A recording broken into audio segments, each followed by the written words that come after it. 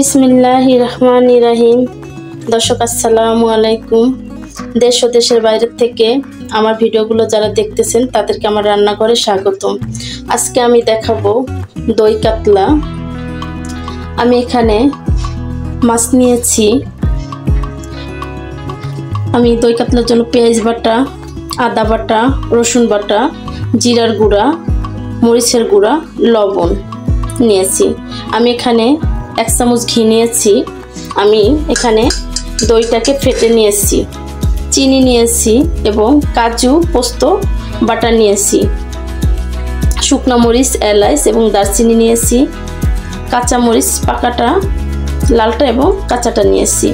আমি দইটা এখানে কিছুটা পানি দিয়ে ফেটে নিয়েছি। এখন আমি মাছটাকে, যেহেতু কাতলা মাছ থেকে একটা গন্ধ আসে, কাতলা মাছের একটা আলাদা গন্ধ আছে, যার জন্য আমি মাছটাকে লেবু দিয়ে মাখিয়ে নিলাম।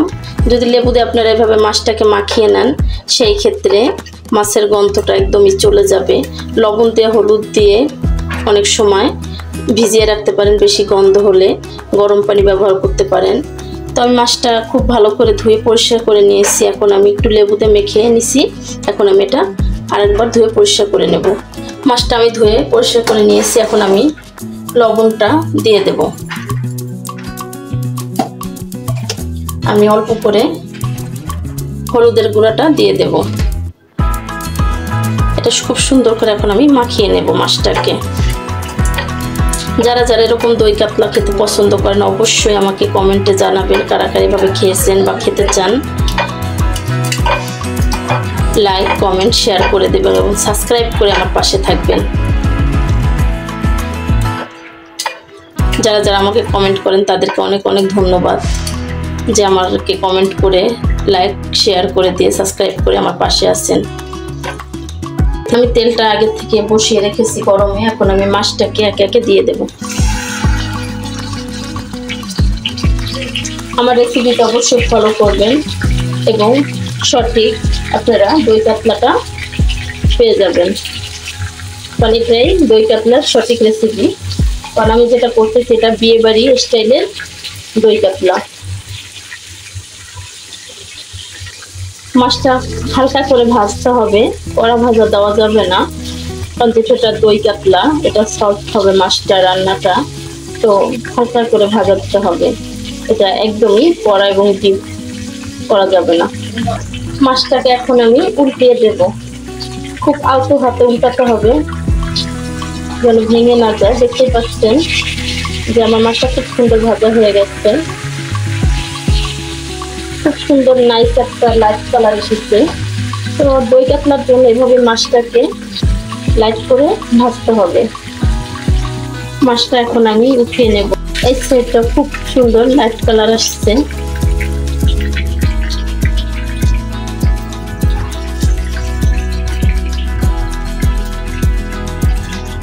এখন আমি শুকনো মরিচ, দারচিনি আর এলাচটা দিয়ে দেব। আপনারা চাইলে সরিষা তেলও ব্যবহার করতে পারেন। আমি সাদা তেলটা ব্যবহার করছি, রূপচাঁদা সয়াবিন তেলটা। এভাবে করে একটু মরিচটাকে ভেজে নিতে হবে সাথে মশলাগুলো।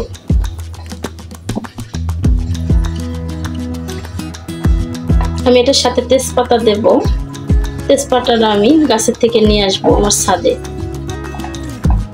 এখন আমি পোস্ত এবং কাজু বাটাটা দিয়ে দেব। পোস্ত কাজু বাটাটাকে আমি একটু নেড়ে নেব আগে। বাদামের যে গন্ধটা আছে এবং পোস্ত, সেই গন্ধটা চলে যাবে নেড়ে নিলে। এখন আমি এই মশলাগুলো দিয়ে দেব একে একে। এখন আমি সুন্দর করে এটা নেড়ে নেব। আমরা যদি ভাবি যে দই কাতলাটা পাতলা ঝোল খাবো বা পাতলা মশলা দেব, অল্প করে দেব মশলা, এটা কখনোই সম্ভব না। কারণ দই কাতলাটাকে খুব সুন্দর করে মশলাটা পারফেক্টলি দিতে হবে। সব রকমের মশলাটাই পরিমাণ মতো দিতে হবে।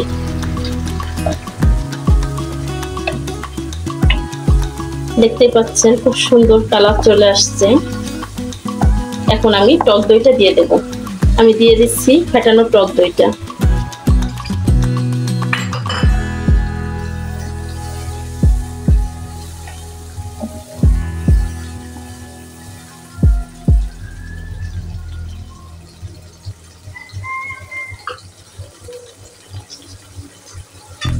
আমি এটা লো হিটে রেখে এখন আমি একটু তেজপাতা আনবো। আমি ছাদে চলে আসলাম। আমি কিছু তেজপাতা নিয়ে নেব, 3-4টা। তেজপাতাটা সবসময় একটু যেটা ভালোভাবে পুষ্ট হয়েছে, পড়ে গেছে একটা, যে ভালোভাবে পুষ্ট হয়ে গেছে, মানে যেটাকে আঞ্চলিক ভাষায় বলা হয় বাতি, এবং বয়সটা ভালো হয়েছে, ওগুলো নিতে হবে। চলে আসলাম। আপনারা চাইলে তেজপাতাটা নাও ব্যবহার করতে পারেন।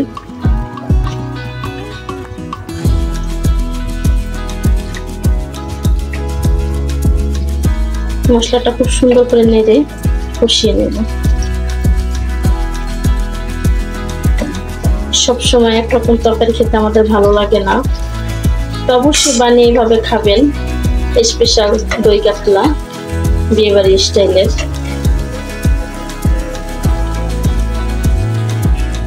দেখতে পাচ্ছেন খুব সুন্দর করে তেল এবং মশলা আলাদা হয়ে গেছে দর্শক।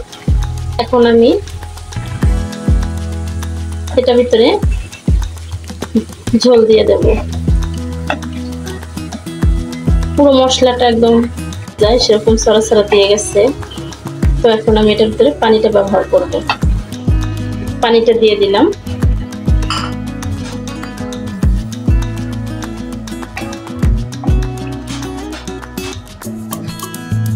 পানিটা যখন ফুটে আসবে আমার, তখন আমি মাছটা দিয়ে দেব।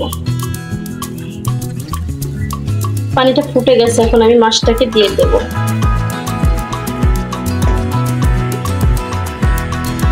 মাছটাকে এখন কিছুক্ষণ ঢেকে রাখবো আমি। মাছটা খুব সুন্দর করে যেন বয়েল হয়ে সিদ্ধটা হয়ে যায়। দেখতে পাচ্ছেন দর্শক, কালারটা খুবই সুন্দর আসছে দই কাতলা।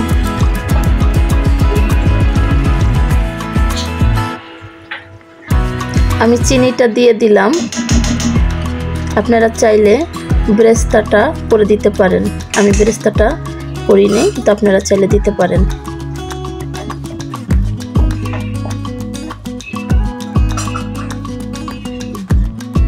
এখন আমি ঢেকে দেবো 10 মিনিটের জন্য।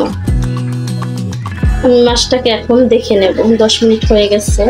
দেখতেই পাচ্ছেন খুবই সুন্দর কালারটা এবং ঝোল ঘনত্ব সব ঠিক আছে। আমি এখন কাঁচামরিচটা দিয়ে দেব।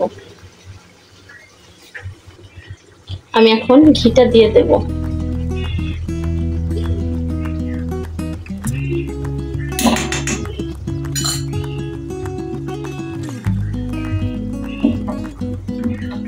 দেখতে পাচ্ছেন দর্শক কতটা সুন্দর এবং লোভনীয় হয়েছে। অবশ্যই ভালো লাগলে আমার সাথে থাকবেন। আমি যেন আরো ভালো ভালো কন্টেন্ট দিতে পারি, আপনাদেরকে উৎসাহিত করবেন। এখন আমি পরিবেশন করে নেব। জালটা অফ করে দেব।